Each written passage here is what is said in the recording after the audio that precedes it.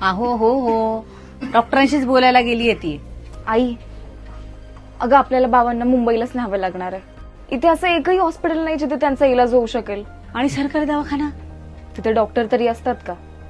ना नर्स आहेत ना औषधं आहेत. कसं होणार आहे इलाज? मी अँब्युलन्स बोलवते, आपण लगेच निघूयात.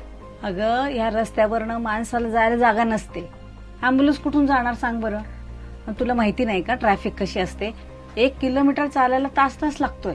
हे सगळं कधी बदलणार आहे कोणास ठाऊक. जे 15 वर्षात नाही झालं ते आता काय होणार?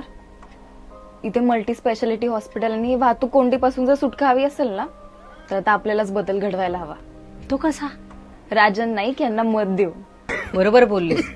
आता फक्त परिवर्तन नाही तर काय पालट करायचा आणि आपल्या हक्काचा आमदार निवडून आणायचा.